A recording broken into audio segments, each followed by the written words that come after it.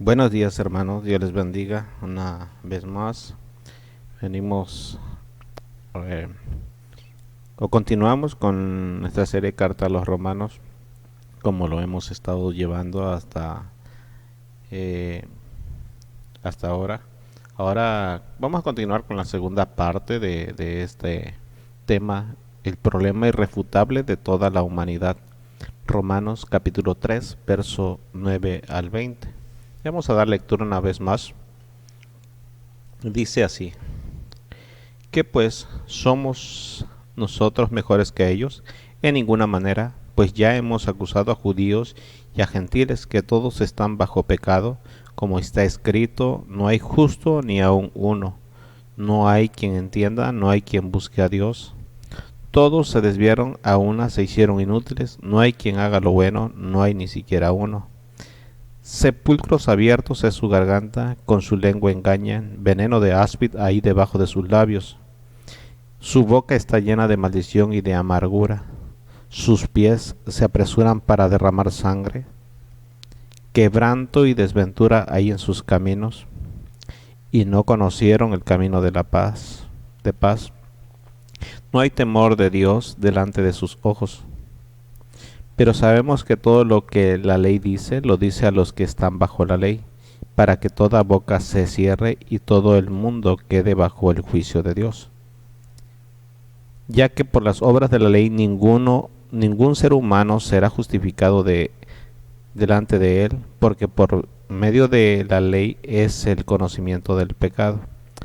Bien, hermano, la semana pasada estuvimos viendo la primera parte de este mensaje y mencionábamos que hay tres evidencias para la sentencia de la humanidad. Hay tres evidencias para la sentencia de la humanidad. La primera es la denuncia del verso 9, la acusación formal, verso 17 al 19, que es en la parte donde nos quedamos. La tercera evidencia es el motivo, ¿verdad? El verso 18.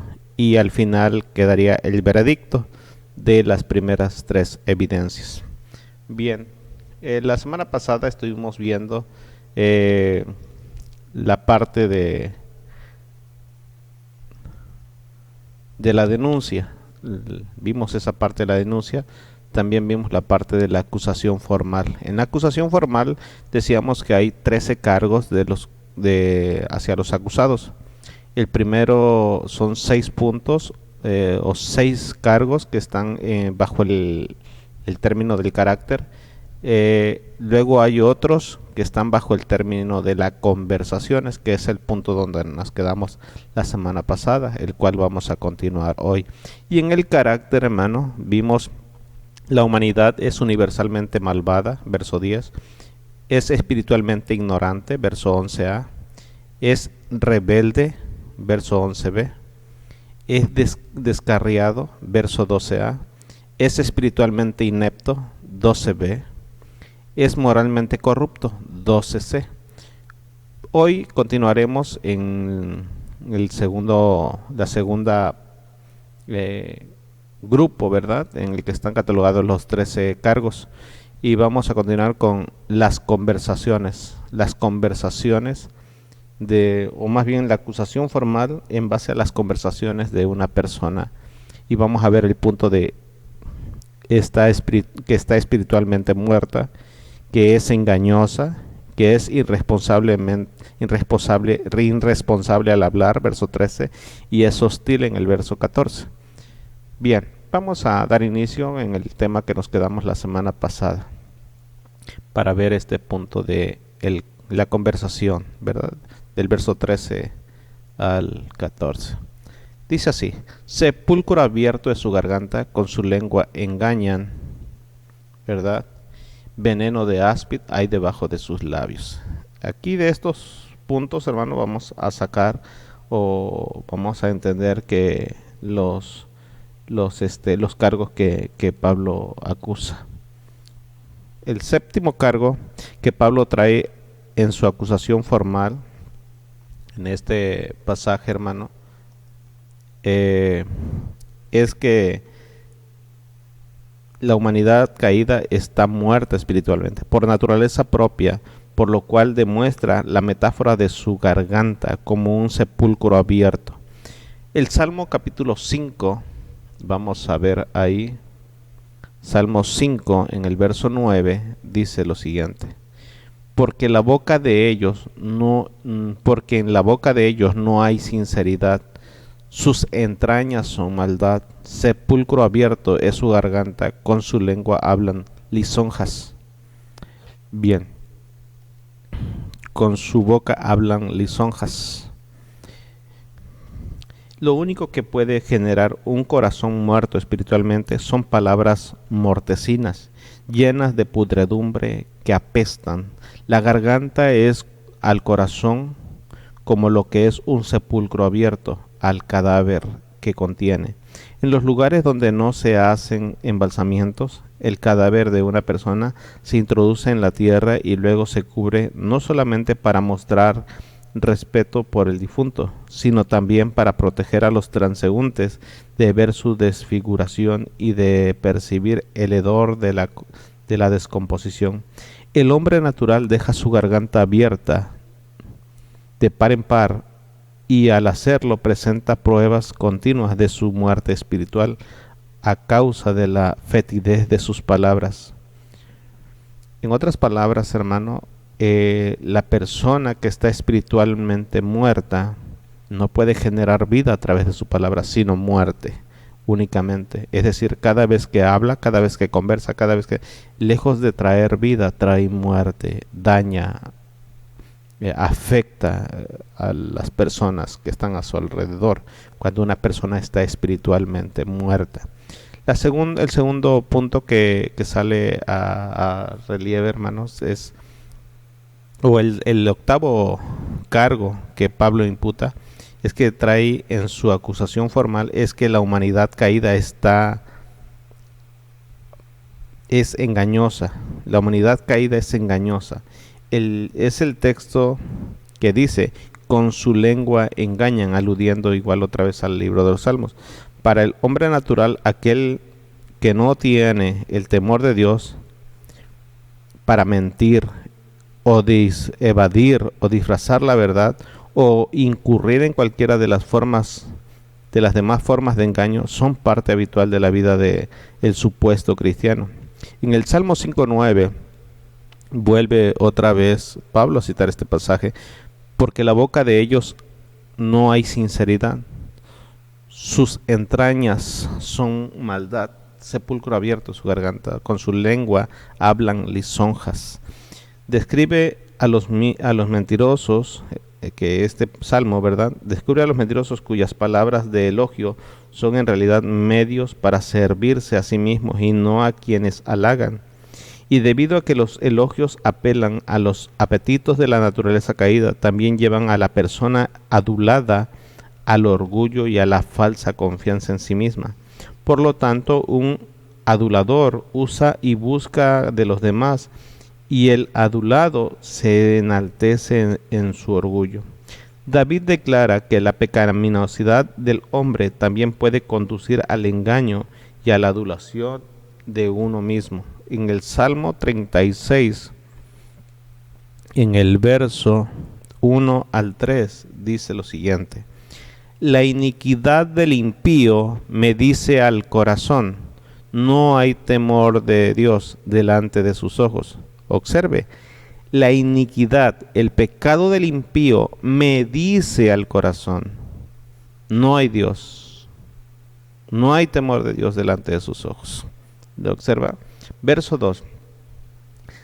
Se lisonjea, por tanto, en sus propios ojos de que su iniquidad no será hallada y aborrecida. Es decir, que las cosas que dice nunca, sus mentiras nunca serán descubiertas. Las palabras de su boca son iniquidad y fraude. Ha dejado de ser cuerdo y de hacer el bien. Dice, las palabras de su boca son iniquidad, son pecado y fraude. Usted sabe que la palabra fraude, hermano, es cuando una persona deshonra a otra persona, cuando una persona defrauda a otra persona. Es tremendo lo que está diciendo esta palabra, que el octavo cargo por el cual una persona es condenada es, o la acusación formal de la Escritura sobre una persona que está caída, es que es engañosa y defrauda a las personas. Isaías 59 escribió lo siguiente. Dice: He aquí que no se ha acortado la mano de Jehová para salvar, ni se ha agravado su oído para oír. Escribió, pero después de esas palabras reconfortantes que hace en el verso 1, hace una pasmosa declaración. Observe bien, otra vez vamos a leerlo. He aquí que no se ha acortado la mano de Jehová para salvar. Eso es bueno, ¿verdad? Es buenísimo, es delicioso, es algo que inspira confianza en Dios. Ni se ha agravado su oído para oír. Eso es bueno, hermoso. Pero observe el 2. Pero vuestras iniquidades han hecho división entre vosotros y vuestro Dios. Es decir, sus acciones, sus pecados, sus rebeldías han hecho división entre ustedes y yo, dice Dios. Y vuestros pecados han hecho ocultar de vosotros su rostro para no oír. Verso 3. Porque vuestras manos están contaminadas de sangre y vuestros dedos de iniquidad, vuestros labios pronuncian mentira, habla maldad vuestra lengua. También Jeremías en el capítulo 9, verso 3 al 5, mencionó algo que también dejó al descubierto la inclinación natural del hombre hacia el engaño, diciendo acerca de los malvados: hicieron que su lengua lanzara mentiras como un arco, y no se fortalecieron para la verdad en la tierra, porque de mal en mal procedieron y me han desconocido, dice Jehová. Guárdese cada uno de su compañero y en ningún hermano tenga confianza, porque todo hermano engaña con falacia y todo compañero anda calumniando. Y cada uno engaña a su compañero y ninguno habla verdad. Acostumbraron su lengua a hablar mentira. Se ocupa de actuar perversamente. Es tremendo, hermano. Un noveno cargo que el cual imputa a Pablo es con referente a las conversaciones, es que es irresponsable al hablar. Veamos en el verso 13, ¿verdad? En el verso 13 dice: sepulcro abierto de su garganta, con su lengua engaña, veneno de áspid hay debajo de sus labios. Observe, veneno de áspid hay debajo de sus labios. Es el texto que usa Pablo para decir que la acusación formal de una persona en sus conversaciones es que es irresponsable al hablar, y usa ese texto de veneno de áspid ahí en la acusación. Pablo contra el hombre inconverso está muy vinculado con el anterior. Citando parte del Salmo 140 en el verso 3, dice así: aguzaron su lengua como la serpiente, veneno de áspid hay debajo de sus labios. Es lo que usa Pablo. Él dice sobre los hombres impíos que el veneno de áspid hay debajo de sus labios. El salmista antecede este cargo con esta observación: aguzaron su lengua como la serpiente. Debido al morbo doctrinal o temor a la condenación, el carácter engañoso de los falsos creyentes puede hacer creer a las personas que son guiados por un sentimiento caritativo, misericordioso o incluso muy espiritual, pero esta acción, hermano, es tan solo una máscara engañosa. Por tanto, Jesús como Juan Bautista los describieron como como engendros de víboras. Mateo capítulo 3, verso 7. Al ver que muchos de los fariseos y de los saduceos venían al bautismo de él, les decían: generación de víboras, ¿por qué os enseñó a huir de la ira venidera? Aleluya. Recuerdo haber leído acerca de un hombre que encontró una serpiente de cascabel con pocos días de nacida, y el cual decidió conservarla como mascota. Jugaba con ella y la dejó suelta en su casa durante poco más de una semana, pero luego desapareció durante varios meses y luego no se pudo encontrar, perdón. Un día el hombre alcanzó detrás de un mueble para recoger algo que se le había caído, cuando sintió una aguda punzada de dolor. Sacó su mano y la serpiente colgaba de ella. Aunque la serpiente había sido criada con amor por este hombre, su naturaleza no había cambiado. La naturaleza pecadora del hombre es igual, imposible de domesticar. El hombre necesita ser transformado por el poder del Evangelio. Es lo mismo que sucedió con esta serpiente, es lo mismo que sucede con un creyente que no ha sido transformado. La naturaleza pecaminosa del hombre no puede ser domesticada. Aún los que pertenecen al Señor pueden sucumbir a los terribles engaños de la naturaleza caída. Si se da el lujo de tomarse unas vacaciones espirituales, dejando de orar, de leer o ayunar, para que la caída sea evidente, solo es cuestión de tiempo, para que el pecado cobre terreno en la vida de dicho cristiano. El 10º cargo que la acusación de Pablo con referente a las conversaciones es que lo describe de la siguiente manera: para describir esto como aquel cuya boca está llena de maldición y de amargura. Salmo capítulo 10, verso 7 es lo que cita Pablo en este pasaje. Y dice: llena está su boca de maldición y de engaño y fraude. Debajo de su lengua hay vejación y maldad.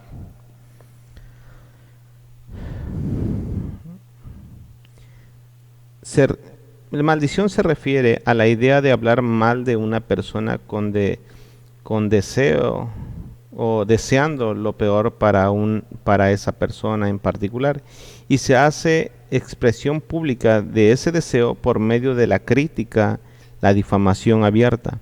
Amargura hace referencia a la hostilidad emocional y explícita en contra de un enemigo o un supuesto amigo. En el Salmo 64:3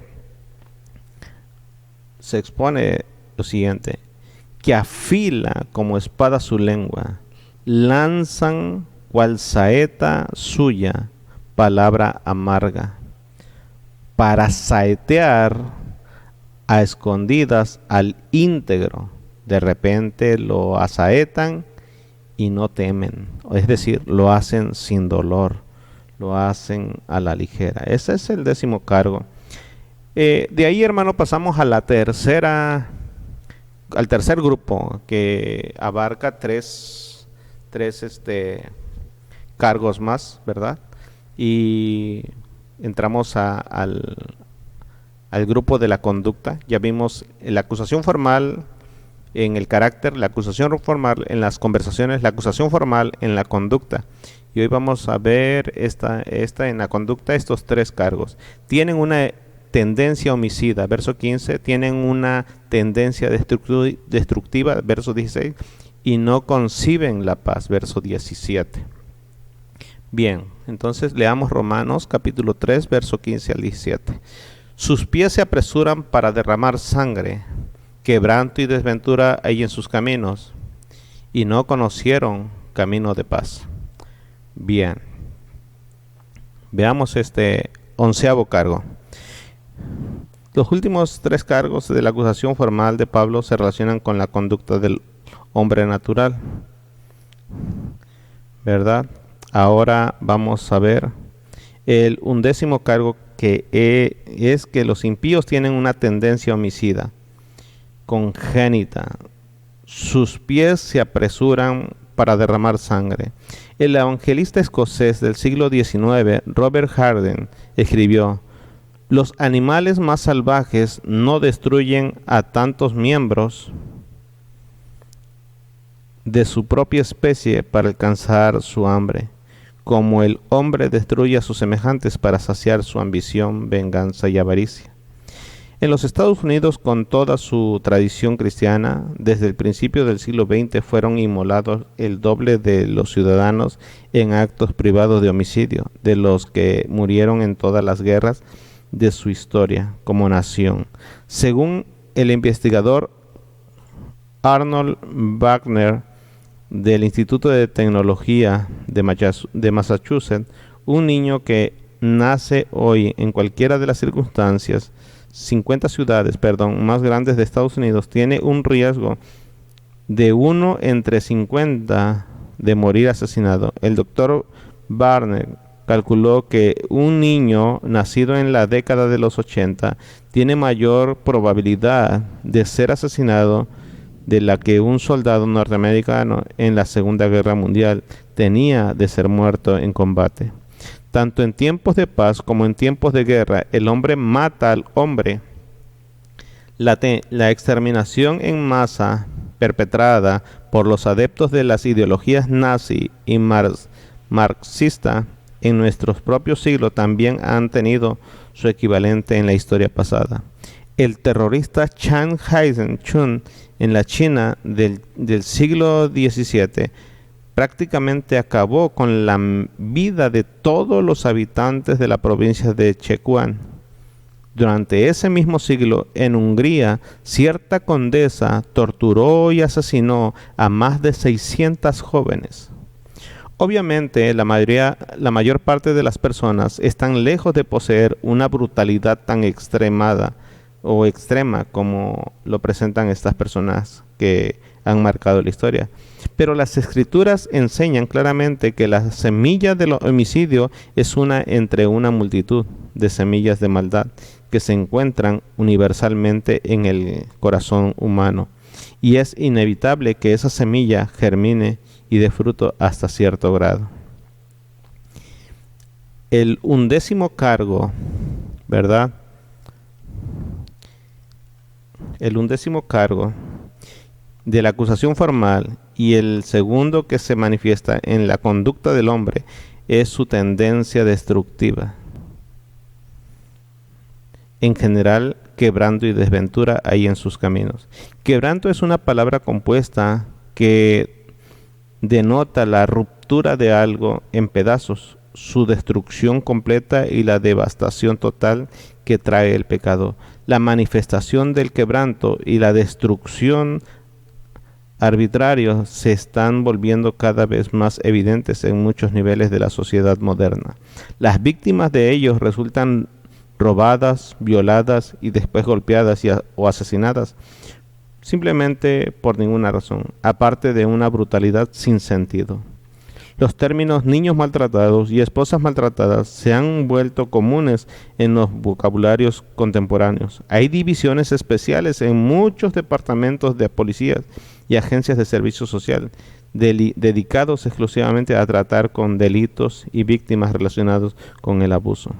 Desventura es un término general para denotar todo el daño que viene como resultado a causa del pecado humano. Se trata de una miseria que siempre se manifiesta tras los actos destructivos del hombre en contra de sus semejantes. Los quebrantos y la miseria ocasionadas por el hombre siempre dejan tras sí una huella de dolor y angustia. El 13º y último cargo contenido en la acusación formal que Pablo hace hace del hombre condenado se relaciona con su falta de absoluta paz y no de conocimiento del camino de la paz. Dice: a menudo las posiciones pueden generar cierta seguridad o confianza efímera, es decir, los rangos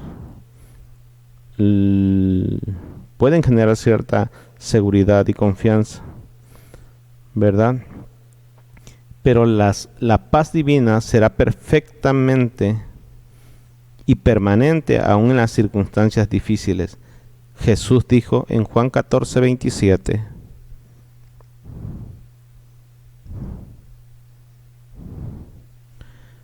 la paz os dejo y mi paz os doy. Yo no os la doy como el mundo la da. No se turbe vuestro corazón ni tenga miedo. La paz que Jesucristo nos da, hermano, nada tiene que ver con una paz efímera. Esa es permanente. Sin importar cuál es la circunstancia por la que una persona esté pasando, aquella persona que ha decidido confiar en Jesucristo reposará sobre sus promesas y no bajo su seguridad propia. Muchos líderes modernos están tratando de sanar el quebranto de sus pueblos, exclamando de una manera redundante: vienen tiempos de paz, pronto habrá paz, juntos lograremos la paz, cuando obviamente no hay paz. Jeremías capítulo 6, versículo 14, el Señor dijo a través del profeta: y curan la herida de mi pueblo con liviandad, diciendo: paz, paz, y no hay paz. La palabra de Dios ofrece abundancia de consejos e instrucciones sobre lo que se requiere para tener paz. Y los individuos y sociedades que han tomado la decisión de seguir su guía han experimentado tiempos de relativa paz. Pero las Escrituras aclaran que la paz nunca será predominante en la sociedad humana hasta que el príncipe de paz regrese a establecer su reino en la tierra.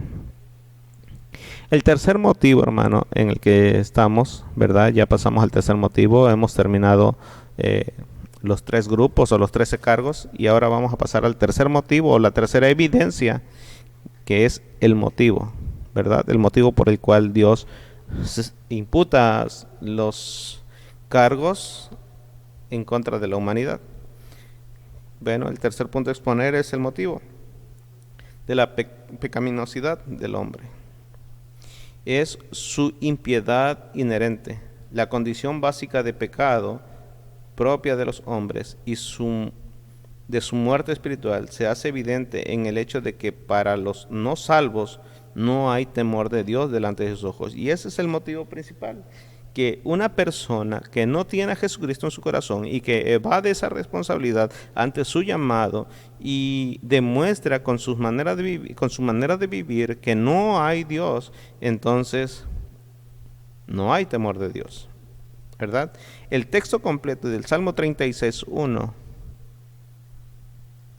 dice lo siguiente: la iniquidad del impío me dice al corazón, no hay temor de Dios delante de sus ojos, ¿verdad? Es el texto que habíamos citado hace un momento.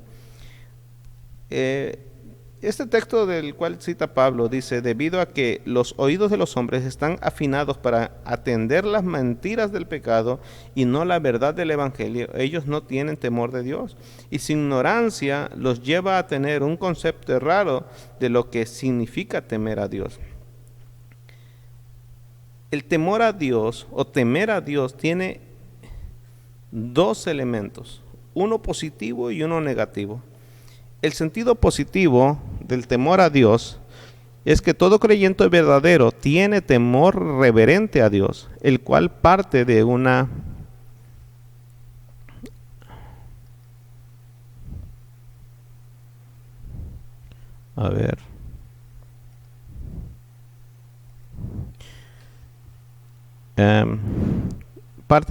conciencia absoluta de su poder, su santidad y su gloria. La adoración verdadera siempre incluye esa clase de temor del Señor. El temor reverente de Dios es el principio de la sabiduría espiritual. Proverbios 9:10 dice lo siguiente. Vamos a encontrar Proverbios 9:10.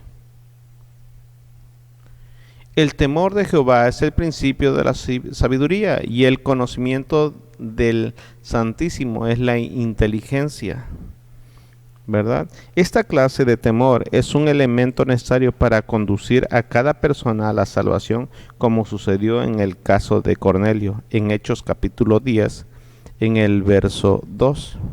Dice, piadoso y temeroso de Dios con toda su casa, y que hacía muchas limosnas al pueblo y oraba a Dios siempre.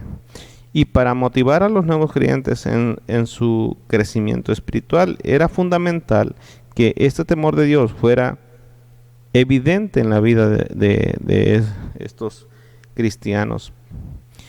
El aspecto negativo de los incrédulos, ¿verdad? Vamos a verlo. El aspecto negativo en los incrédulos. Los incrédulos deberían de tener temor de Dios en su sentido más urgente y aterrador. El Antiguo Testamento está repleto de historias en las que el Señor acarrea destrucción y muerte como castigo por los pecados de todas las clases. Él destruyó a Sodoma y Gomorra a causa de su indescriptible inmoralidad. Convirtió a la esposa de Lot en un pilar de sal por la sencilla razón de voltear a mirar la horrenda escena en un acto de desobediencia. A causa de su maldad, Dios destruyó a la raza humana entera por medio del diluvio, salvando a 8 personas únicamente. Hizo ahogar a todo el ejército egipcio cuando trató de capturar a los hijos de Israel y llevarlos de vuelta a la esclavitud en Egipto. El Señor ordenó a Moisés que se encargara de hacer que los levitas pasaran a filo de espada a unos 3,000 hombres israelitas que habían erigido y adorado un becerro de oro mientras Moisés estaba en la montaña recibiendo las tablas de la ley de Dios. En cierta ocasión un grupo de judíos le preguntó a Jesús por qué Dios había permitido que Pilato matara a algunos galileos y mezclara su sangre con los sacrificios, y por qué murieron 18 personas cuando una torre en Siloé se derrumbó sobre ella. Él contestó que esas personas no habían muerto debido a que fueran peores que otras. O luego procedió a advertir a sus interrogantes. Lucas capítulo 13, verso 1 al 5 dice, en este mismo tiempo estaban allí algunos de los que les contaban acerca de los galileos, cuya sangre Pilato había mezclado con los sacrificios de ellos. Respondiendo Jesús les dijo, ¿pensáis que estos galileos, porque padecieron tales cosas, eran más peores que todos los galileos? Os digo, no estáis ni os digo, no. Antes, si no os arrepentís, todos pereceréis igualmente. 4. O aquellos 18 sobre los cuales cayó la torre de Siloé y los mató, ¿pensáis que eran más culpables que todos los hombres que habitan en Jerusalén? Os digo, no. Antes, si no os arrepentís, todos pereceréis igualmente. En otras palabras, hermano, el temor a Dios en los creyentes debe de ser un estilo de vida. Cuando nosotros defraudamos o nosotros hacemos algo en contra de nuestros semejantes, es como si lo hicieras en contra de Dios. El aspecto negativo en los creyentes del temor de Dios tiene que ver con el miedo y el terror. Incluso los creyentes deberían de tener cierta medida de esa clase de temor, lo cual actúa como una protección contra el pecado, contra la práctica del pecado. Observe lo que dice Proverbios como consejo en el capítulo 16, en el verso 6, dice, con misericordia y verdad se corrige el pecado, y con el temor de Jehová los hombres se apartan del mal. Y con el temor de Jehová los hombres se apartan del mal. Cualquier persona que se diga cristiana y no tenga temor de Dios en acechar a sus semejantes, simplemente no tiene temor de Dios. Por la misma razón de ser hijos de Dios, los creyentes están sujetos a su disciplina. Hebreos 12, 5 al 11. Y habéis ya olvidado la exhortación que como hijos se os dirige, diciendo, Hijo mío, no menospreciéis la disciplina del Señor, ni desmayéis cuando eres reprendido por Él. porque el Señor al que ama disciplina y azota a todo el que recibe por hijo. Si soportáis la disciplina, Dios os trata como hijos, porque ¿qué hijo es aquel a quien el Padre no disciplina? Pero si se os deja sin disciplina, de la cual todos han sido participantes, entonces sois bastardos y no hijos. Por otra parte, tuviéremos a nuestros padres terrenales que no nos disciplinaban y los venerábamos, ¿por qué no obedeceremos mucho mejor al Padre de los Espíritus y viviremos? Aquellos ciertamente por pocos días nos disciplinaban como a ellos les parecía, pero para lo que no es provechoso, para que participemos de su santidad. En verdad que ninguna disciplina al presente parece ser causa de gozo, sino de tristeza, pero después da fruto apacible de justicia a los que en ella han sido ejercidos. Algunos de los creyentes en la iglesia de Corintio también murieron por causa, ¿verdad? O se enfermaron gravemente como resultado del escarnecimiento directo de Dios a causa del pecado. Observe, por lo cual hay muchos enfermos y debilitados entre vosotros, y muchos duermen, es decir, muchos ya habían partido de este mundo. La idea es que los cristianos vivieran vidas santas. Esa es la idea. Ese es el temor reverente. El temor reverente, hermano, ¿verdad? Es que todos los cristianos vivan vidas santas, motivados por su amor a Dios y la gratitud por su gracia y bendición. Pero con cierta frecuencia se requiere el rigor divino y el dolor para sacar a los creyentes del pecado en el que han caído, o para que el prospecto del castigo los mantenga alejados para no caer en él desde un principio. Sé de muchos miembros, hermanos, pastores, ministros, que tienen una idea muy superficial de lo que representa honrar a Dios, puesto que se les facilita tener miradas indecentes, pensamientos pecaminosos, involucrarse en negocios ilícitos, robo de luz, compra de artículos robados, piratería, sea películas, música, documentales, incluso predicaciones o libros con derecho de autor. Ciertamente, hermano, no hay temor de Dios. Por eso es que decía que aún los cristianos pueden caer en la sutileza del error.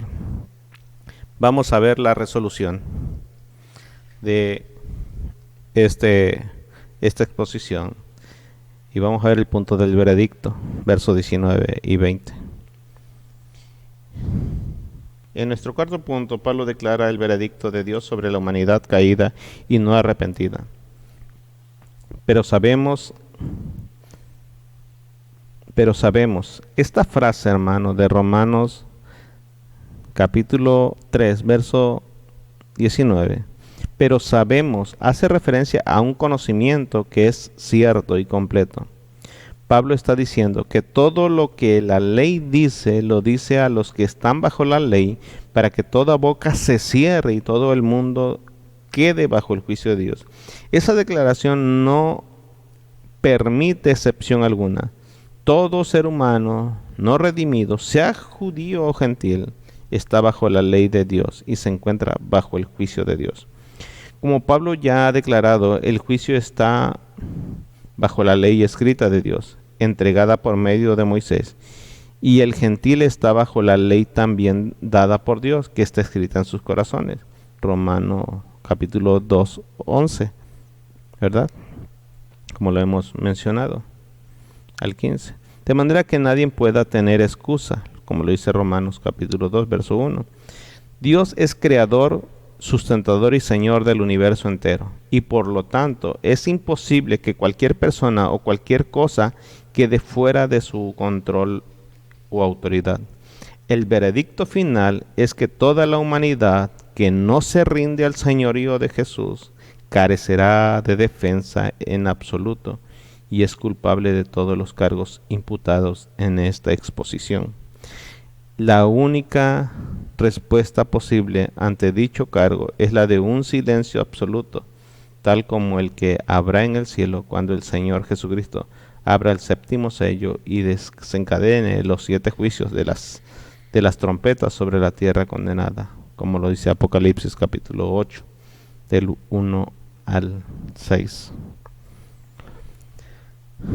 Como conclusión, hermano, y anticipación al argumento de que podría existir quizá unas cuantas personas con un celo excepcional que puedan vivir a la altura del estándar perfecto de la ley de Dios, el apóstol añade: por las obras de la ley, ningún ser humano será justificado delante de él. No hay salvación por medio de guardar la ley de Dios, puesto que el hombre pecador es irremediablemente incapaz de hacerlo. No tiene ni la capacidad ni la inclinación en sí mismo para obedecer perfectamente a Dios. La función de la ley es meramente una nodriza que nos conduce a Cristo como un espejo, el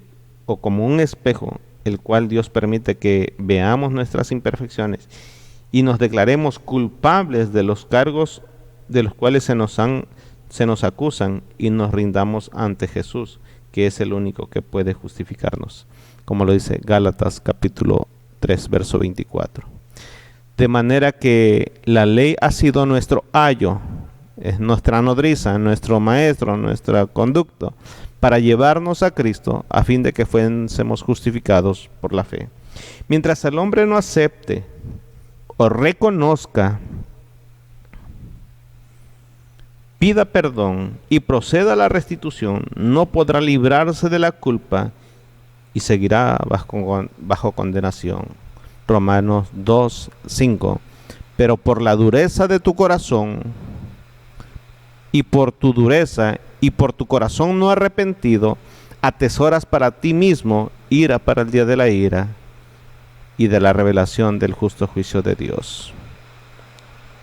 Dios nos ayude, hermano, a vivir bajo su dirección y que nos libre de todos los cargos de los cuales la humanidad es irrefutablemente culpable. Padre, te damos gracias por tu amor y tu misericordia, por tu fidelidad, por tus bondades a nuestra vida. Ayúdanos, Señor, a caminar en tu palabra, a ser fieles a ti, a mantenernos, Señor, en tu palabra, bajo la guía de tu Espíritu Santo y no bajo los conceptos, bajo las directrices, no bajo nuestro criterio humano, Señor, sino bajo tu poder y tu palabra. En el nombre de Jesús. Amén. Amén.